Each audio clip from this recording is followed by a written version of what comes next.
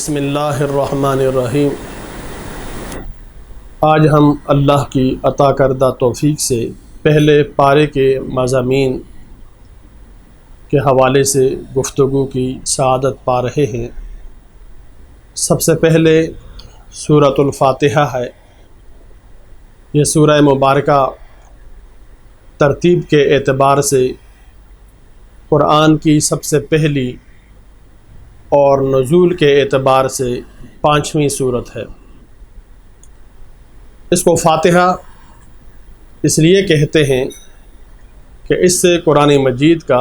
افتتاح ہوتا ہے۔ اس کی اہمیت کا اندازہ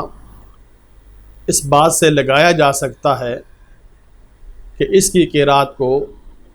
فرض نماز کی پہلی 2 رکعت اور باقی تمام نمازوں کی ہر رکعت میں واجب قرار دیا گیا ہے۔ یہ سورہ مبارکہ 7 آیات پر مشتمل ہے اور ایک حدیث قدسی میں اسے صلوات سے تعبیر کیا گیا ہے۔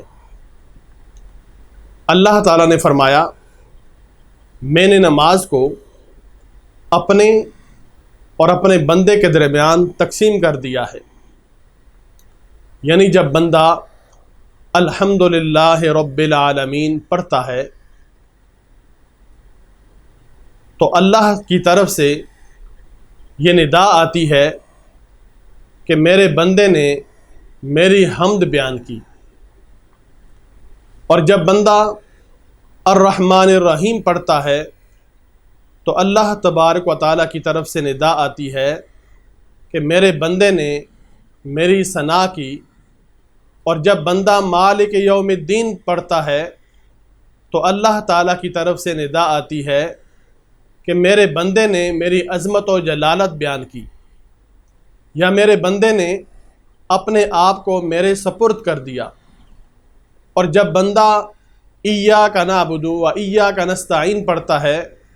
تو اللہ تعالیٰ کی طرف سے ندا آتی ہے کہ یہ میرے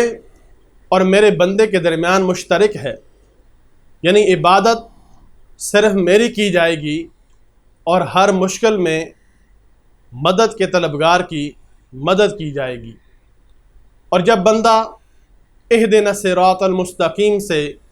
ولا الضالین تک پڑھتا ہے تو چونکہ یہ کلمات دعا کے ہیں اور بندہ اللہ تعالیٰ کی طرف سے صراط مستقیم پر دائم اور قائم رہنے کی دعا مانگتا ہے تو اللہ تعالیٰ کی طرف سے ندا آتی ہے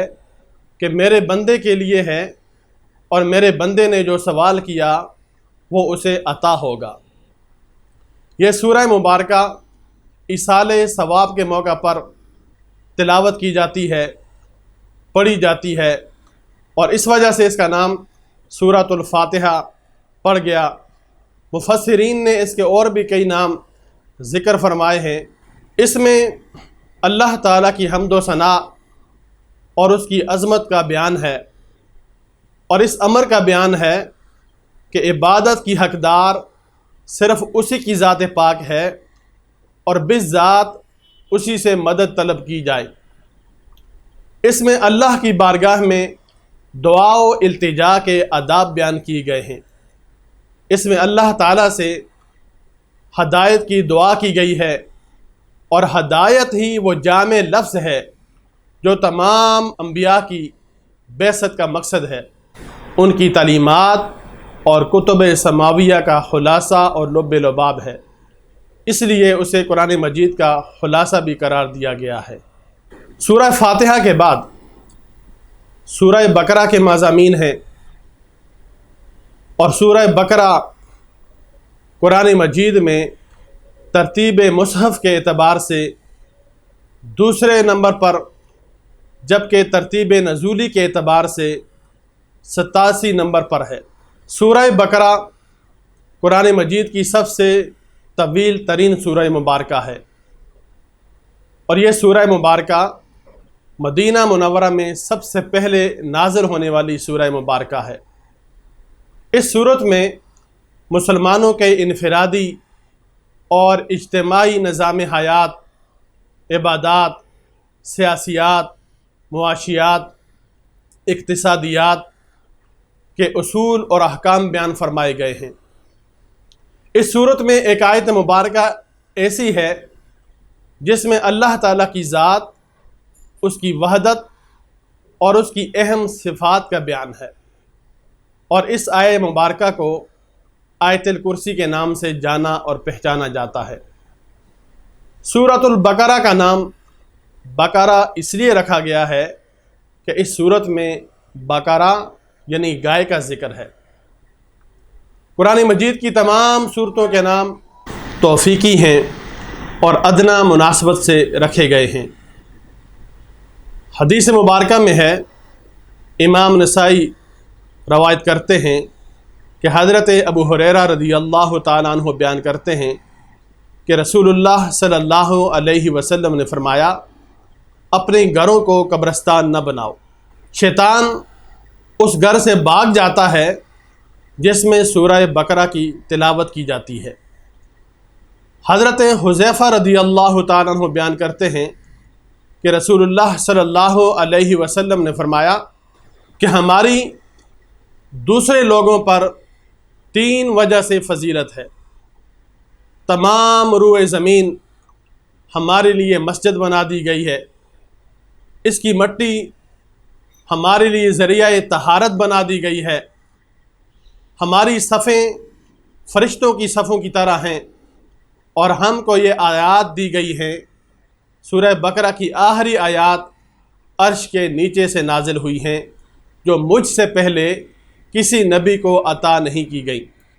اور نہ میرے بعد یہ کسی نبی کو عطا کی جائیں گی۔ سورہ بقرہ کی دوسری آیت مبارکہ میں یہ بتایا گیا کہ اگر قرآن کی حقانیت کے دلائل پر کوئی ٹھنڈے دل سے غور کرے تو اس پر عیاں ہوگا کہ اس کتاب میں شک و شبہ کی کوئی گنجائش نہیں رہتی۔ کفار و مشرکین مکہ قرآن کے کلام اللہ ہونے کا انکار کرتے تھے اور یہ کہتے تھے کہ یہ نبی کریم صلی اللہ علیہ وسلم کا اپنا بنایا ہوا کلام ہے۔ چنانچہ سورہ بقرہ کی آیات نمبر 23 اور 24 میں ایسے تمام معاندین اور منکرین کو چیلنج کیا گیا، اگر تمہیں قرآن کے کلام اللہ ہونے میں شک ہے، تمہیں اپنی فصاحت و بلاغت پر بڑا ناز ہے، تو تم سب مل کر اس جیسا کلام بنا کر لے آؤ۔ اور سامعین محترم، تاریخ میں ایسا کوئی حوالہ نہیں ہے کہ قرآن کے اس چیلنج کو قبول کیا گیا ہو۔ چنانچہ قرآن نے فیصلہ کن انداز میں اعلان کیا کہ یہ کام تم ہرگز نہ کر سکو گے اور وہ نہ کر سکے۔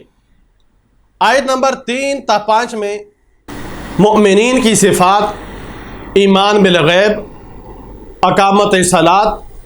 انفاق فی سبیل اللہ، کتب الہیہ پر ایمان اور آخرت پر ایمان کا ذکر ہے۔ آیت نمبر 5 اور 6 میں ان لوگوں کا ذکر ہے کہ جن کا کفر ظاہر اور عیاں ہے اور وہ اپنے کفر کو چھپاتے نہیں ہیں اور اپنی سرکشی میں اس حد تک آگے جا چکے ہیں کہ اب ان کا ہدایت پانا عملاً ناممکن ہے۔ ان کی سرکشی اس حد تک پہنچ چکی ہے کہ ان کے دل و دماغ قبول حق کی صلاحیت سے محروم ہو چکے ہیں اور ان پر ابدی شقاوت اور بدبختی کی مہر لگ چکی ہے۔ آیت نمبر 8 تا 20 میں منافقین کا ذکر ہے۔ یہ انسانیت کا وہ طبقہ ہے جن کے ظاہر و باطن میں تضاد ہے، دنیوی مفادات کے لیے ایمان کا دعویٰ کرتے ہیں لیکن دل ایمان سے خالی ہیں۔ اللہ تعالیٰ نے ان کی اس کیفیت کو ایک سے زائد مثالوں کے ذریعے بیان فرمایا ہے، اور یہ بھی کہ یہ اپنی دانست میں یہ اللہ تعالیٰ کی ذات اور مومنوں کو فریب دے رہے ہیں، لیکن دراصل یہ ان کی خود فریبی ہے اور اس کا وبال انہی پر آئے گا۔ آیت نمبر 21 اور 22 میں توحید کی دعوت اور شرک سے باز رہنے کا حکم دیا گیا ہے۔ اللہ تعالیٰ کی مختلف نعمتوں کا ذکر کر کے بتایا گیا کہ نعمتیں عطا کرنے والی ذات اللہ تعالیٰ کی ذات ہے، وہی حیات دینے والا ہے اور وہی موت دینے والا ہے، اور آخر کار سب کو اسی کی عدالت میں جانا ہے۔ آیت نمبر 23 اور 24 میں قرآن کے بے مثل کتاب ہونے اور لوگوں کے مثل لانے سے عجز کا بیان ہے۔ قرآن کا یہ اسلوب ہے کہ بعض امور کو مثالوں کے ذریعے اپنے مخاطبین کو ذہن نشین کرانا چاہتا ہے۔ اس لیے آیت نمبر 26 میں بتایا گیا کہ کسی چیز کا چھوٹا یا بڑا ہونا اصل نہیں ہے، بلکہ اصل وجہ مشابہت ہے۔ آیت نمبر 39 تا 30 میں فرشتوں کے سامنے اللہ تعالیٰ نے اعلان فرمایا کہ میں آدم کو زمین میں اپنا خلیفہ بنا رہا ہوں۔ فرشتوں نے اپنی فہم کے مطابق اللہ تعالیٰ کی بارگاہ میں یہ عرض کیا کہ بنی آدم زمین میں فساد کریں گے، خون ریزی کریں گے، اور اے اللہ ہم ہمہ وقت تیری تسبیح و تقدیس میں مشغول رہتے ہیں۔ اللہ تعالیٰ نے فرمایا کہ میں جن اسرار اور حکمتوں کو جانتا ہوں تم نہیں جانتے، اور پھر نعمت علم کے ذریعے آدم علیہ السلام کی فضیلت اور برتری کو فرشتوں پر ثابت کیا۔ پھر فرشتوں کو حکم ہوا کہ آدم کو سجدہ کرو، اور ابلیس لعین کے سوا تمام ملائک نے حکم ربانی کی بلا چوں و چراں تعمیل کی۔ سامعین محترم، یہ بات ذہن نشین رہے کہ یہ سجدہ عبادت کا نہیں تھا بلکہ سجدہ تعظیمی تھا، جیسا کہ یوسف علیہ السلام کے واقعے میں بھی ذکر ہے، اور ان انبیاء کرام کی شریعت میں سجدہ تعظیمی جائز تھا، جبکہ ہمارے نبی صلی اللہ علیہ وسلم کی شریعت مبارکہ میں یہ سجدہ تعظیمی جائز نہیں ہے بلکہ حرام ہے۔ بعض مفسرین نے یہ توجیہ کی ہے کہ سجدہ تو در حقیقت اللہ ہی کی ذات کے لیے تھا،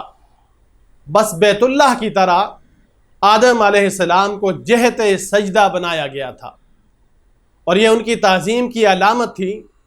جیسے بیت اللہ جہت سجدہ ہونے کی وجہ سے عظیم ہے۔ اس کے بعد حضرت آدم و حوا علیہ السلام کے جنت میں داخل کرنے اور وہاں ان کے لیے اللہ تعالیٰ کی تمام نعمتوں سے استفادے کی اجازت کے ساتھ ساتھ ایک درخت کے قریب نہ جانے کی پابندی کا ذکر ہے۔ اسی کے ساتھ ابلیس لعین کے آدم علیہ السلام کو سجدہ نہ کرنے، حضرت آدم و حوا علیہ السلام کے دلوں میں وسوسہ ڈال کر انہیں لغزش دینے اور جنت سے نکالے جانے کا ذکر بھی ہے، اور پھر آدم علیہ السلام کو توبہ کے کلمات القاء کیے جانے، ان کلمات سے ان کی توبہ اور توبہ کی قبولیت کا ذکر ہے۔ یہ کلمات توبہ سورہ اعراف میں آیت نمبر 23 میں مذکور ہیں، جن کا ترجمہ پیش خدمت ہے۔ حضرت آدم علیہ السلام نے عرض کی، اے ہمارے پروردگار، ہم نے اپنی جانوں پر زیادتی کی، پس اگر تو ہمیں نہ بخشے اور ہم پر رحم نہ فرمائے تو ہم نقصان اٹھانے والوں میں سے ہو جائیں گے۔ اس کے بعد متعدد آیات میں بنی اسرائیل اور ان کی طرح طرح کی عہد شکنیوں اور ان پر مختلف انعامات اور ان کی سرکشی کے مختلف انداز کو بیان کیا گیا ہے۔ پہلے تو اللہ تعالیٰ نے ان پر نازل کی گئی اپنی کئی نعمتوں کا ذکر فرمایا، جو کچھ اس طرح سے ہیں کہ سب سے پہلی نعمت تو اللہ تعالیٰ نے ان کو یہ دی کہ فرعون اور فرعونیوں کے تسلط اور نسل کشی سے ان کو نجات عطا کی۔ ان کے لیے سمندر کو پاٹ کر وادی میں سینا میں ان کو پہنچانا، وادی سینا میں ان پر طویل عرصے تک بادلوں کا سایہ فگن ہونا، من و سلوہ کی صورت میں تیار خوان نعمت کا نازل کرنا، چٹان پر عصائے موسیٰ کی ضرب سے 12 قبیلوں کے لیے 12 چشموں کا جاری ہونا، گائے ذبح کر کے اس کے مقتول پر لمس یعنی اس کو ٹچ کر کے اس کے ٹچ سے قاتل کا پتہ چلانا، ان کو اپنے عہد کے لوگوں پر فضیلت دینا، بنی اسرائیل میں بکثرت انبیاء کرام کی بعثت وغیرہ، یہ وہ چیزیں ہیں کہ جو اللہ تبارک و تعالیٰ نے ان کے ذریعے ان کو اعزاز بخشا تھا، عزت عطا کی تھی۔ پھر اس کے بعد ان کی سرکشی کا تفصیلی بیان ہوا، جس کی تفصیل یہ ہے کہ اللہ تعالیٰ سے کیے ہوئے عہد و پیمان کو توڑنا، ان کے علماء کے قول و فعل کا تضاد، دنیاوی مال کی لالچ میں با اثر لوگوں کے لیے احکام الہی میں رد و بدل کرنا یا احکام الہی کو جان بوجھ کر چھپانا، موسیٰ علیہ السلام کوہ طور پر تشریف لے گئے تو ان کی عدم موجودگی میں بچھڑے کی پوجا کرنا، من و سلوہ کی گراں قدر اور تیار سماوی نعمت کو ٹھکرا کر گندم، سبزی، ککڑی، مسور کی دال اور پیاز یعنی زمینی پیداوار کی فرمائش کرنا، گویا اعلیٰ کو رد کر کے ادنا کو طلب کرنا، انبیاء کو ناحق قتل کرنا، سبت یعنی ہفتے کے دن کی حرمت کو پامال کرنا، گائے ذبح کرنے کے سیدھے سادے حکم کو ماننے کے بجائے اس کے بارے میں کئی سوالات اٹھانا، کلام الہی میں لفظی و معنوی تحریف یعنی اس میں رد و بدل کرنا، تورات و انجیل میں سیدنا محمد الرسول اللہ صلی اللہ علیہ وسلم کے بارے میں بیان کی گئی بشارتوں کو چھپانا، شوہر اور بیوی میں تفریق کے لیے جادو سیکھنا اور اس کا استعمال کرنا، اور اشارات اور کنایات اور لفظی رد و بدل کے ذریعے رسول اللہ صلی اللہ علیہ وسلم کی شان میں اہانت وغیرہ کرنا۔ آیت نمبر 104 میں واضح ارشاد ہے کہ اے اہل ایمان، جب تمہیں نبی کی کوئی بات سمجھ میں نہ آئے تو دوبارہ بیان کے لیے رائنا یعنی ہماری رعایت کیجئے نہ کہو، کیونکہ اسے یہود اور منافقین اہانت کے معنی میں بھی استعمال کرتے ہیں، لہذا یوں کہا کرو یا رسول اللہ صلی اللہ علیہ وسلم ہم پر توجہ فرمائیے۔ اور اس سے بھی زیادہ ادب کا تقاضا یہ ہے کہ پہلے ہی نبی کی بات کو خوب توجہ سے سنو۔ سامعین محترم، یہاں پر اللہ تبارک و تعالی نے اہل ایمان کو ایسا زومانہ کلمہ نبی کی شان میں استعمال کرنے سے منع کیا ہے کہ جس کلمے کو کوئی بدفطرت شخص اشارتاً، کنایتاً یا صراحتاً اہانت کے معنی میں استعمال کر سکتا ہو۔ آیت نمبر 54 میں بتایا گیا کہ بچھڑے کی پرستش کے جرم کی توبہ اس طرح قبول ہوئی کہ ان پر اندھیرا مسلط کر دیا گیا اور ہزاروں کی تعداد میں انہوں نے اپنے ہاتھوں سے ایک دوسرے کو قتل کیا۔ آیت نمبر 56 میں یہ بتایا کہ ان میں سے اصحاب سبت کی صورتوں کو مسح کر کے انہیں ذلیل و حقیر بندر کی شکل دی گئی اور پھر وہ موت سے ہمکنار ہوئے۔ بنی اسرائیل جبرائیل امین سے عداوت رکھا کرتے تھے، اور اس کی وجہ یہ تھی کہ اللہ تبارک و تعالی نے حضرت جبرائیل علیہ السلام کے ذریعے ان پر عذاب نازل کیا تھا، تو اس وجہ سے یہ لوگ حضرت جبرائیل امین سے عداوت رکھتے تھے، بغض رکھتے تھے۔ تو اللہ تعالیٰ نے فرمایا کہ جبرائیل و میکائیل اللہ تعالیٰ ہی کے احکام کو نازل کرتے ہیں، پس جو ان کا دشمن ہے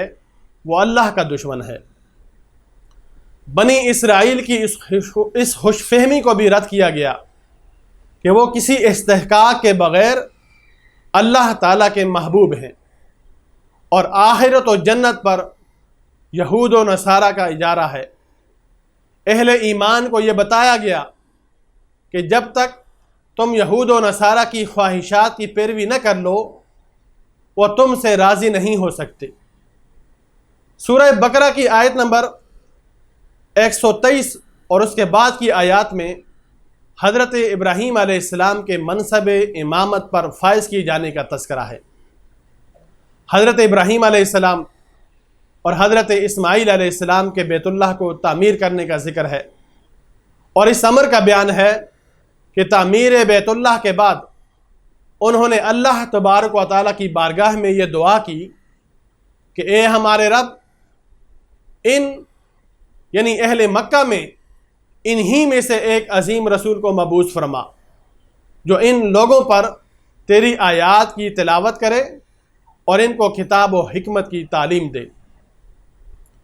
اور ان کے نفوس کی اصلاح کرے۔ اسی لیے رسول اللہ صلی اللہ علیہ وسلم فرماتے تھے کہ میں حضرت عیسیٰ علیہ السلام کی بشارت اور حضرت ابراہیم علیہ السلام کی دعا کا ثمر یعنی نتیجہ ہوں۔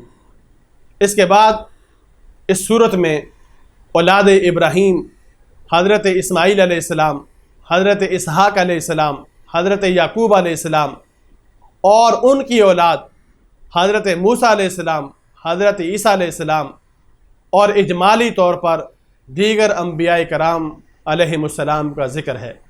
اور یہ بھی کہ اہل ایمان سب انبیاء پر ایمان لاتے ہیں اور ایمان لانے میں رسولوں کے درمیان کوئی تفریق نہیں کرتے۔ اور یہ بھی فرمایا کہ حضرت ابراہیم علیہ السلام، حضرت اسماعیل علیہ السلام، حضرت اسحاق علیہ السلام، حضرت یعقوب علیہ السلام اور ان کی اولاد یہودی اور نصرانی نہیں تھے، بلکہ سب کے سب ایک ہی دین اسلام کے علمبردار اور داعی تھے۔ ان آیات میں یہ بھی بتایا گیا کہ مشرکین مکہ اور اہل کتاب رسول اللہ صلی اللہ علیہ وسلم کی حقانیت کے روشن دلائل آنے کے باوجود اس لیے ان پر ایمان نہیں لاتے تھے کہ اللہ تعالیٰ نے رسالت کی نعمت عظمیٰ کے لیے ان کے بجائے